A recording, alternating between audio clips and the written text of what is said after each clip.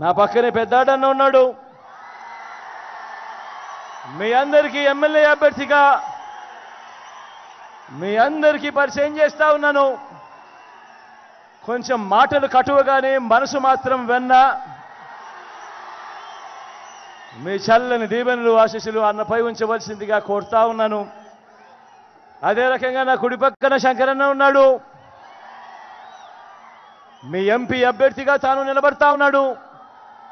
మీ చల్లని దీవెనలు ఆశీస్సులు అన్నపై ఉంచవలసిందిగా కూడా సవినయంగా కోరుతా ఉన్నాను.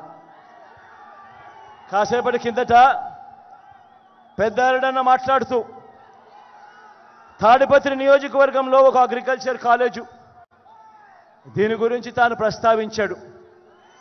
నేను మీ అందరికీ కూడా చెప్తా ఉన్నాను, ఖచ్చితంగా తాడిపత్రిలో అగ్రికల్చర్ కాలేజ్ మనం ముఖ్యమంత్రి అయిన తర్వాత ఖచ్చితంగా నేను చేస్తాను అని ఈ సందర్భంగా చెప్తా ఉన్నాను.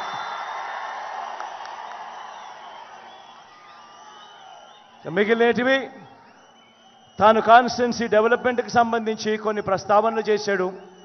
అవన్నీ కూడా పెద్దారెడ్డితోనే దగ్గరుండి ఆయనతోనే ఆ మంచి కార్యక్రమాలన్నీ కూడా చేయిస్తానని తెలియజేస్తా ఉన్నాను.